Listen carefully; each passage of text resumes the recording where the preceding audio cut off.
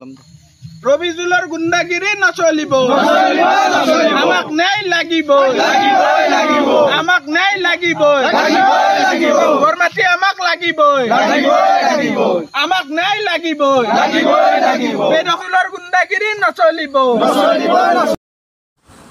এক বিক্ষিপ্ত ঘটনাক কেন্দ্ৰ কৰে যোৱা নিশা ৰামদিয়া আৰক্ষী চকীত তীব্ৰ প্ৰতিবাদ সাব্যস্ত কৰে উজানকুড়ি মুসলিমপাড়া জনসেৱক সংঘ আৰু পুথিভঁৰালৰ কৰ্তৃপক্ষই। এক ভূমিকেন্দ্ৰিক বিবাদত এইদৰে উজানকুড়ি মুছলিমপাড়াৰ জনসেৱক সংঘ আৰু পুথিভঁৰালৰ সদস্যসকলে উত্তাল কৰি তোলে ৰামদিয়া আৰক্ষী চকী। যে আমাৰ আজি এই আমাৰ সংঘৰ লাইব্ৰেৰী সংঘৰ এখন তাতে বেনাৰ মাৰা হৈছিলে যে সেই বেনাৰখন আজি যোৱা ৰাতি তেওঁলোকে উভালি পেলাইছে। ইয়াৰ আগত আৰু দুবাৰ উভালি পেলাইছিলে।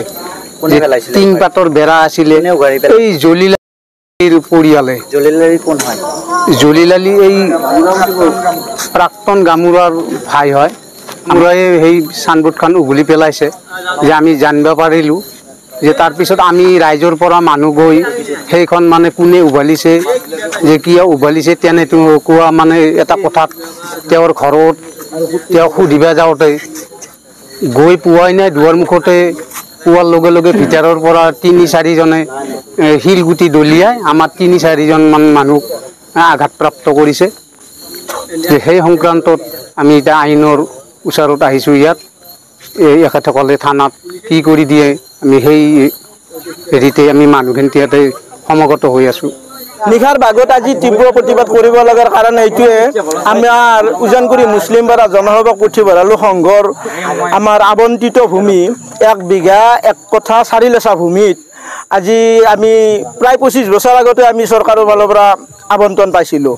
সেই ভূমিখিনিত এই নুৰজামাল আলী গাঁওবুঢ়া আব্দুল গাঁওবুঢ়া ৰবিজুল ইহঁতৰ মানে পৰিয়ালে বেদখল কৰি থৈ দিছে। গতিকে আমি বেদখল মুক্তিৰ কাৰণে আজি 7 বছৰৰ পৰা যুঁজি আহিছোঁ, আইনগতভাৱে যুঁজি আহিছোঁ।